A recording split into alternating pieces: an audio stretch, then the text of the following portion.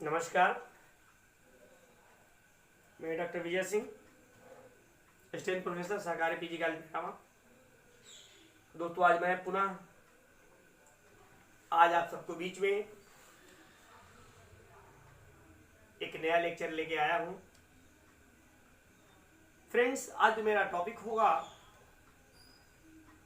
वो टॉपिक का नाम होगा फिजिकल पॉलिसी, वित्तीय नीति पर आज मेरा लेक्चर होगा। तो सबसे पहले जान कि फिजिकल पॉलिसी है क्या। फिजिकल पॉलिसी का उद्देश्य एक विकासशील देश में अर्थव्यवस्था में वित्तीय नीति का प्रारूप अथवा उद्देश्य क्या है। दोस्तों मित्रों, जैसा कि आप सब जानते हैं, वित्तीय नीति फिजिकल पॉलिसी का आशय ही है वित्त के संदर्भ में देश की सत्ता के द्वारा नीति का निर्धारण करना। दोस्तों मित्रों, वित्तीय नीति से आशय है सरकार की व्यय, कर, आय, ऋण तथा ऋण के प्रबंधन से संबंधित नीतियों का कार्य प्रणाली अथवा कार्यकलाप में जिनका प्रयोग के माध्यम से सरकार रोजगार का उत्पादन, राष्ट्रीय आय तथा मुद्रा स्तर पर वांछित प्रभाव पड़ने वाले उद्देश्यों से करती है।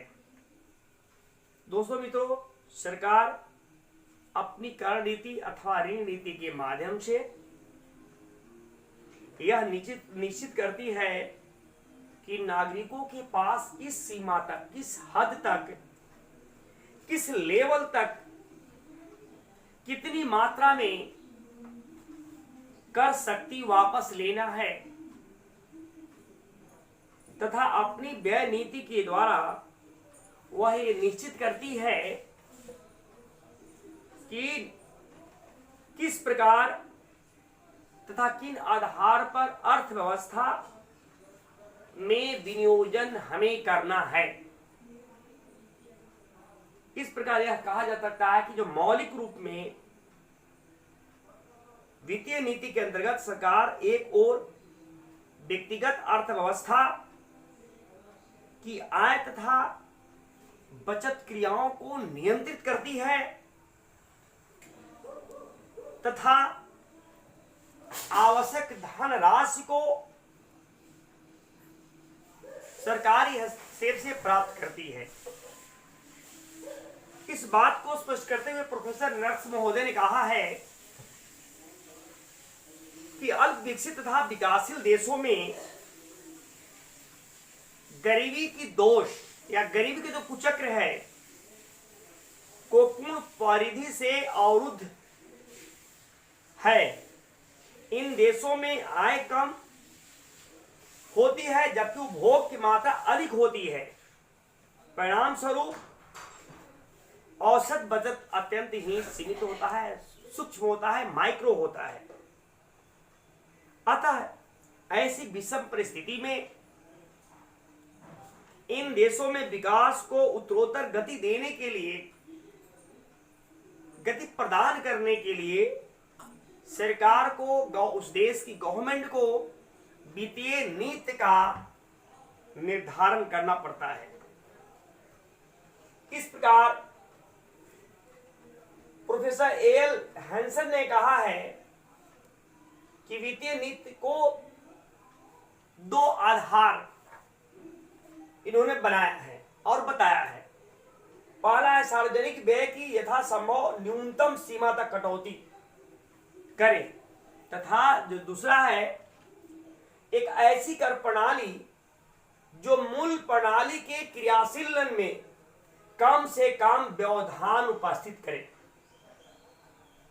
इस प्रकार दोस्तों मित्रों, वित्तीय नीति के माध्यम से सरकार आय व्यय का लेखा जोखा तथा अपनी ऋण प्रबंधन की व्यवस्था को ठीक करने का प्रयास करती है। इस प्रकार समाजवादी अर्थव्यवस्था में ही नहीं, जहां राज्य सर्वोपरि तथा क्रियाशील सर्वशक्तिमान होती है, बल्कि पूंजीवादी अर्थव्यवस्था में भी राज्य आर्थिक स्वास्थ्य निरीक्षण के रूप में कार्य करती है। जैसा कि हम सब जानते हैं, तीसा के मंदी 1930 की महामंदी की अवसाद की भयावह परिस्थितियां ने वित्तीय नीति के प्रभावशाली प्रयोग के लिए एक रास्ता तैयार किया। इस प्रकार यह कहा जा सकता है कि वित्तीय नीति का प्रमुख कार्य अल्प विकसित देशों के अत्यंत कम उत्पादन से अधिक आर्थिक विकास के कार्यक्रमों को संपादित करने के लिए तथा वित्तीय सहायता अधिक से अधिक सशक्त एवं निजी तथा सार्वजनिक विनियोजन का रास्ता तैयार करने के लिए पर्याप्त बचत प्राप्त करना है। इस प्रकार कहा जा सकता है कि एक विकासशील देशों में वित्तीय नीति का प्रमुख कार्य आर्थिक विकास के लिए बचत का सृजन करना तथा गतिशील करना है। अतः इस प्रकार कहा जा सकता है कि 1930 के इसके संदर्भ में प्रोफेसर गोल्डन मिडल ने भी अपना विचार रखा है और उन्होंने कहा है कि यदि कोई देश गरीबी की दोषपूर्ण तथा अन्यायपूर्ण परिधि से बाहर निकलना चाहता है, वो बाहर आना चाहता है, तो उसे निश्चित रूप से बाजार तंत्र के स्वतंत्र क्रियाशीलन में हस्तक्षेप करना चाहिए। और यही कारण है कि तीसा की महामंदी 1930 की महामंदी के भयंकर परिणामों ने सरकारी हस्तक्षेप नीति को जोरदार धक्का दिया है। किन्स ने सरकारी व्यवस्था तटस्थ वित्तीय नीति को खुलकर चुनौती दी। इस प्रकार ये कहा सकता है कि इसके संदर्भ में प्रोफेसर डोमर ने भी कहा था कि किसी भी अर्थव्यवस्था को उसी बिंदु पर संतुलन तथा स्थिर बनाए रखने के लिए अर्थव्यवस्था तीव्र गति से विकसित होनी चाहिए, अन्यथा यह अवसाद की चपेट में आ जाएगी।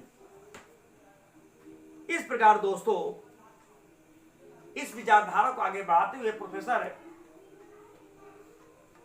आर.एन. त्रिपाठी ने भी अपना मत व्यक्त किया है और कहा है कि हैरल्ड डोमर विकास नमूना पूर्ण तथा सरकारी हस्तक्षेप की नीति पर आधारित है, जो कि तटस्थ वित्तीय नीति परिकल्पना पर आधारित है। इस प्रकार हैरल्ड डोमर विकास नीति पर आधारित वित्तीय नीति विकासशील देशों के संदर्भ में लागू नहीं होती है। जबकि वहीं पर प्रोफेसर कुरिहारा ने कहा है, कुरिहारा ने भी अपना वित्तीय शिक्षा फिजिकल पॉलिसी वित्तीय नीति पर अपना विचार स्पष्ट किया है, रखा है, और उन्होंने कहा कि हैरल्ड डोमर विकास सिद्धांत विकासशील अर्थव्यवस्था में संतोषजनक रूप में क्रियाशील नहीं होता है।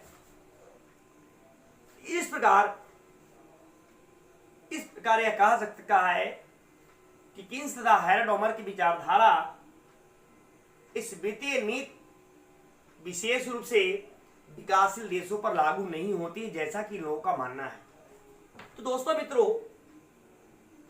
विकासशील देशों में वित्तीय नीति की मांग सृजनकार उतना ही महत्वपूर्ण नहीं है जितना कि वित्तीय विनियोग का उत्पादन सृजन का प्रभाव पड़ता है। इस प्रकार कहा जा सकता है कि विकासशील देश में वित्तीय नीति का उद्देश्य क्या है, या विकासशील देश में, भारत जैसे देशों में फिजिकल पॉलिसी के क्या ऑब्जेक्टिव्स है, उसका मोटिव्स क्या है। अब आइए इस पर हम चर्चा करेंगे, या इसको कहिए कि विकासशील देशों में करारोपण नीति, taxation policy in developing country. इसके पूर्व हमने यह बात स्पष्ट किया है कि यह नीति विकासशील देशों में उतनी कारगर नहीं है जितना विकसित देशों के लिए है। दोस्तों मित्रों, इस प्रकार यह किन्सन जो विचारधारा है, विकासशील देशों में वित्तीय नीति को इन देशों के लिए समृद्ध मॉडल पर आधारित माना है, और ये कहा है कि उन्होंने कई बातों को स्पष्ट करने का प्रयास किया है। और इनका कहना है कि एक व्यवहारिक तथा सुदृढ़ वित्तीय नीति किसी देश की आर्थिक कंडीशन यानी स्थिति तथा उद्देश्य जो उसके द्वारा प्राप्त किए जाते हैं के संदर्भ में ही उचित ढंग से बनाई जानी चाहिए। अगर ऐसा नहीं होता है तो देश की आर्थिक कंडीशंस, इकोनॉमिकल जो कंडीशंस है वो अनबैलेंस हो जाएगी, पटरी से उतर जाएगी अर्थव्यवस्था। इस प्रकार विकासशील देशों के संदर्भ में प्रोफेसर राजा चलेया ने भी अपना विचार व्यक्त किया है, रखा है। और चलेया ने कहा है, प्रोफेसर चलेया साहब का कहना है कि इसका प्रारूप मुख्य रूप से 3 बातों पर निर्भर करते हैं। There are most depend upon 3 elements that is the specially for the developing country. उनका पहला कहना है कि देश का स्वभाव तथा समस्याएं कैसी हैं, the first and the second, देश में आर्थिक विकास की अवस्था, stage of the growth of the country क्या है।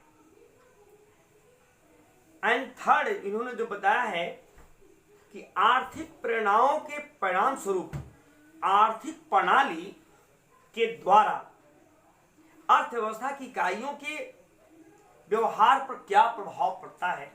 ये 3 प्रकार, ये 3 शीर्षकों के माध्यम से प्रोफेसर चलेया साहब ने वित्तीय नीति को विकासशील देशों में के संदर्भ में रखने का प्रयास किया है।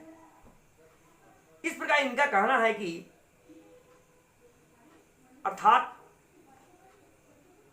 आर्थिक प्रणाली की लोच अर्थात वित्तीय नीति प्रेरणाएं दी तो जाती हैं, उनके कारण अर्थव्यवस्था की इकाइयों के व्यवहार पर क्या प्रभाव पड़ता है।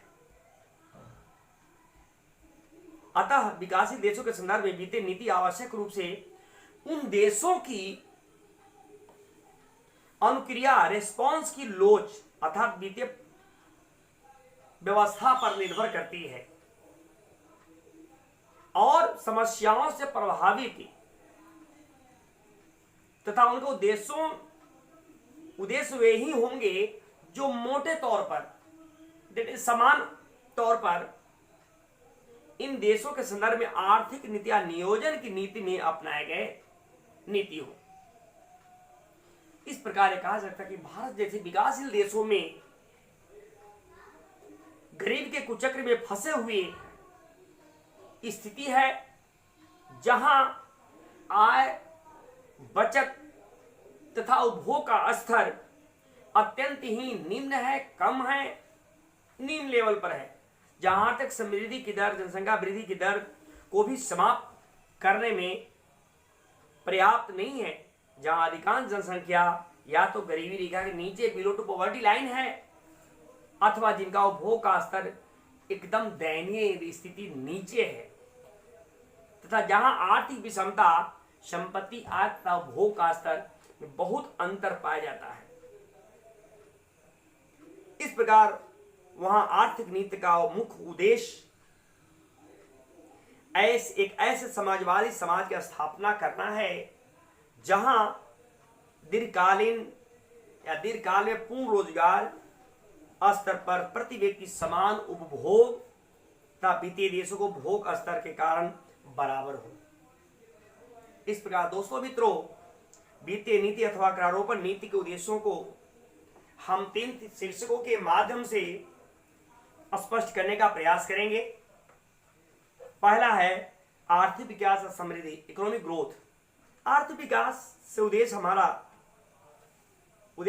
से हमारा अभिप्राय है राष्ट्रीय आय की दर, rate of growth of the national income, तथा राष्ट्रीय आय के ढांचे में परिवर्तन, the pattern change of national income से है। लोगों को उपभोग के स्तर में तीव्र वृद्धि के लिए यह आवश्यक है कि समग्र राष्ट्रीय आय में वृद्धि दर तेज हो। राष्ट्रीय उत्पादन का ढांचा सामाजिक वरीयता, सोशल प्रायोरिटी या नियोजन की प्राथमिकताओं के अनुकूल हो, क्योंकि समाजवादी समाज, सोशल सोसाइटी की स्थापना समग्र राष्ट्रीय आय की वृद्धि या समृद्धि दर पर नहीं निर्भर करेगी, बल्कि इस बात पर निर्भर करेगी कि राष्ट्रीय उत्पादन में उन वस्तुओं की मात्रा कितनी है जो समाज की दृष्टि से अधिक वांछनीय है। इस प्रकार यह कहा जा सकता है कि राष्ट्रीय आय की वृद्धि की दर को 2 बातों पर निर्भर करती है। पहला है समाज की आय का वह भाग जो बचत के रूप में प्राप्त होता है, तथा पूंजी अर्थात विशिष्ट भाषा में इसे हम विनियोग गुणांक, कोएफिशिएंट ऑफ इन्वेस्टमेंट हम कह सकते हैं। इस प्रकार स्पष्ट है कि यदि समाज अपनी आय का अधिक भाग वर्तमान उपभोग की पूर्ति पर व्यय करता है, अर्थात उपभोग अनुपात मीन्स सी अनुपात वाई अधिक ऊंचा है, तो बचत आय अनुपात से वाई सेविंग रेशियो अर्निंग नीचा होगा, तथा वित्तीय विनियोग की मात्रा अत्यंत ही कम होगी। इस प्रकार यह कहा जा सकता है कि ऐसे देशों में आर्थिक स्थिति बहुत ही डमाडोल हो जाएगी, कमजोर हो जाएगी। परिणाम स्वरूप वित्तीय नीति के निम्नलिखित प्रकार के कार्य कर सकती है। वित्तीय नीति विकासशील देशों में फिस्कल पॉलिसी कई प्रकार महत्वपूर्ण कार्य कर सकती है, जैसे प्रत्यक्ष भौतिक नियंत्रण, वर्तमान कर की दरों में वृद्धि करना, नए करों को लागू करना, सार्वजनिक उपक्रम से अतिरिक्त प्राप्त करना, सार्वजनिक ऋण व्यवस्था करना, व्यक्तिगत क्षेत्र में बचत अनुपात की वृद्धि के लिए वित्तीय प्रेरणा को जागृत करना, तथा घाटे की वित्त व्यवस्था करना। यह है विकासशील देशों में फिस्कल पॉलिसी का मुख्य जो मोटिव्स है। अब सेकंड है आर्थिक विकास की वृद्धि दर को प्रभावित करने वाला दूसरा महत्वपूर्ण चर पूंजी उत्पाद अनुपात, कैपिटल आउटपुट रेशियो, या पूंजी की उत्पादकता का गुणांक, coefficient of productivity of capital. इस प्रकार यह स्पष्ट है कि पूंजी उत्पाद अनुपात वह दर निर्धारित करता है जिस पर एक निश्चित विनियोग के कारण वास्तविक आय में वृद्धि होती है। तीव्र आर्थिक विकास के लिए पूंजी उत्पाद अनुपात का कम होना यह आवश्यक है। उचित प्रेरणा के द्वारा वित्तीय नीति पूंजी उत्पाद अनुपात में कमी ला सकती है। इस प्रकार दोस्तों मित्रों, यह पहला पॉइंट हुआ। सेकंड है क्षमता, इक्विटी। किसी भी अर्थव्यवस्था की, विशेष रूप से मैं विकासशील भारत जैसे देशों की मैं बात कर रहा हूं के संदर्भ में, आय तथा संपत्ति का पुनर्वितरण, रीडिस्ट्रीब्यूशन अथवा आय संपत्ति बढ़िए तथा फलस्वरूप उपभोग में पाई जाने वाली विषमताओं को कम करने, जिसे अर्थव्यवस्था में समता स्थापित हो सके। इस प्रकार से कहा जा सकता है कि समानता लाने के लिए गवर्नमेंट सरकार वित्तीय नीति को, फिजिकल पॉलिसी को लागू करती है, जिससे हमारा समाज का स्तर बराबर हो जाए, उपभोग स्थिति समान हो जाए और देश की अर्थव्यवस्था गतिमान हो जाए। इस प्रकार इस विचारधारा को स्पष्ट करते हुए भी साइमन कूटनिट्ज महोदय ने भी बोला है, इस समय उनका कहना है कि उन्होंने अपना व्यक्त करते हुए कहा कि पाश्चात्य देशों के अतिरिक्त विकास के प्रारंभिक काल में जब औद्योगिक विकास अति तीव्र गति से हो रहा था,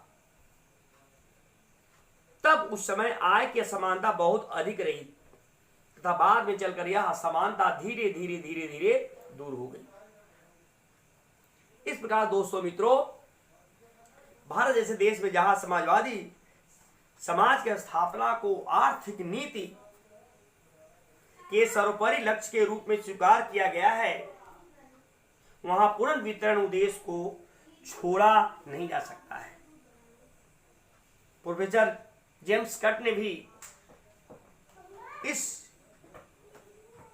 विरोध को कम करने तथा संबंधित उद्देश्यों के बारे में अपना विचार व्यक्त करते हुए कहा है कि कर के ढांचे में कार्यक्षमता का सिद्धांत, द प्रिंसिपल ऑफ फंक्शनल्स,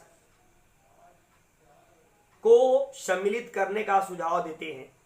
और थर्ड जो पॉइंट है वह स्थिरता, स्टेबिलिटी। विकासशील देशों में आर्थिक स्थिरता लाने के लिए फिजिकल पॉलिसी को गवर्नमेंट लागू करती है कि किसी भी कारण से देश की जो फ्लक्चुएशंस हैं, अर्थव्यवस्था में जो दिक्कतें आती हैं, फ्लक्चुएशन होता है, तो स्थिरता कैसे आएगी? स्थिरता लाने के लिए गवर्नमेंट फिजिकल पॉलिसी को लागू करती है, वित्तीय नीति को लागू करती है, ताकि अर्थव्यवस्था समान गति से स्थिरता के साथ चलायमान हो। विकासशील देशों में सामान्यतः मुद्रास्फीति की स्थिति पाई जाती है और मुद्रास्फीति होने के कारण देश में आर्थिक स्थिति में महंगाई तीव्र गति से बढ़ती घटती रहती है, फ्लक्चुएट करती रहती है। इसलिए मुद्रास्फीति को कंट्रोल करने के लिए फिजिकल पॉलिसी को लागू करना अति आवश्यक माना गया है।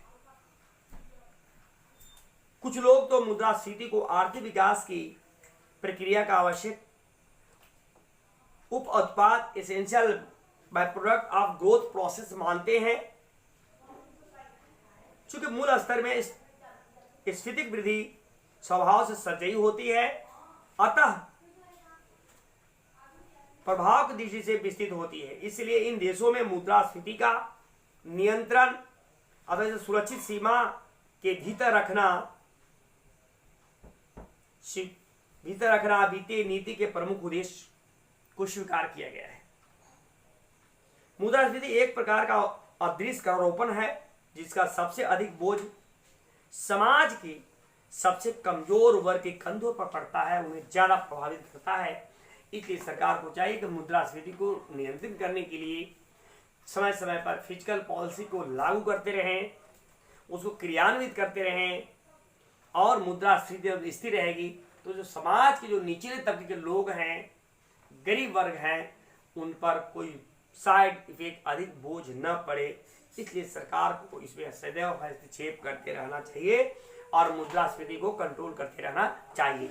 इसलिए भारत जैसे अथवा विकासशील देशों में वित्तीय नीति, फिजिकल पॉलिसी का मुख्य उद्देश्य वहां की अर्थव्यवस्था तथा मुद्रास्फीति को नियंत्रण करना विशेष रूप से माना गया है। और इसमें कोई संदेह नहीं है कि आर्थिक स्थिरता का महत्वपूर्ण उद्देश्य है, पर इस बात को ध्यान में यह रखना आवश्यक है कि आर्थिक स्थिरता उद्देश्य आर्थिक विकास उद्देश्य में विरोध नहीं उत्पन्न हो। इन दोनों में कुछ विरोध आ सकता है। इसलिए सरकार को आर्थिक स्थिरता एवं आर्थिक विकास उद्देश्यों को क्रियान्वित किया जा सके, इसलिए समय समय पर फिजिकल पॉलिसी सरकार को लागू करना चाहिए। थैंक यू, धन्यवाद। दोस्तों मित्रों, यदि आप मेरे इस लेक्चर से संतुष्ट हैं तो मेरा चैनल है study point doctor Vijay Singh, उसको आप लाइक करें, सब्सक्राइब करें, क्योंकि समय समय पर लगातार आप सबको वीडियो में लेक्चर प्रस्तुत करता हूं। आपको सब्सक्राइब करते रहेंगे तो आपको सबसे पहले वीडियो मिलेगी आपको, और इस तरह के आपको कॉमर्स से संबंधित, मार्केटिंग से संबंधित, public finance, statics, business economics और बिजनेस लॉ का मोटिवेशनल वीडियो आप सबको समय समय पर मिलता है। थैंक यू, धन्यवाद।